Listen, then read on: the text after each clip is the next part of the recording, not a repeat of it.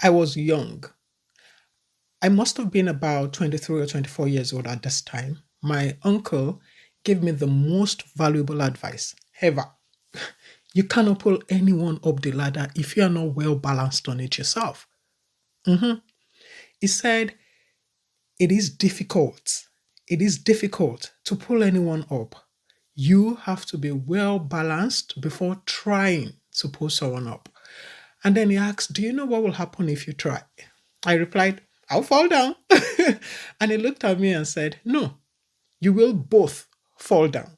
And the person it hurts the most will be you because the other person was already on the ground. The person was down anyways. They have nothing to lose. Many years later, I figured out this better.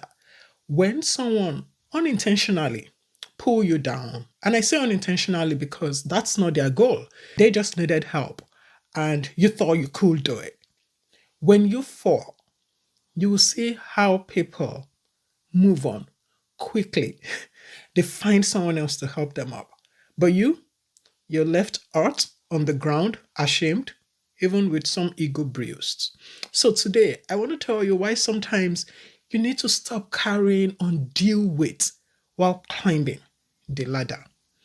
Even if these financial weights are valid, even if they make sense, even if they are important, you shouldn't carry them when you're not balanced.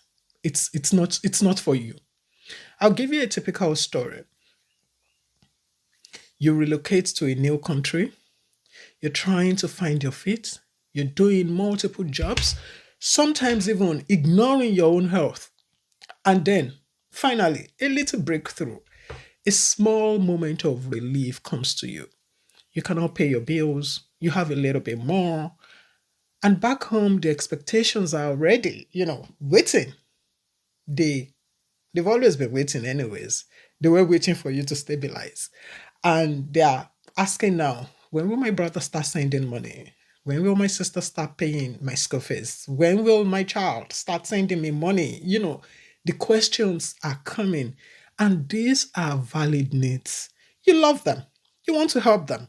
And for many of us, sending money home isn't just a transaction, it's a love language, it's a duty, it's a way of saying, I haven't forgotten you. You know, you send money in for birthdays, school fees, emergencies, upkeep, and all those things. And sometimes you still make it happen even when you don't have. It is clear. It is for us a duty. Let me tell you what happens if you don't send money for 6 months, especially if you've been doing so inconveniently and at your own expense, which you may not even know. The first one, nothing. They will figure it out without you, trust me. People always do. You cannot be their only option. That's too much weight to put on one person and too much weight to put on yourself. Number two, you finally build your own emergency fund. If you have nothing set aside for your emergencies, you have no business putting out other people's fires. Save 3 to 6 months of your living expenses.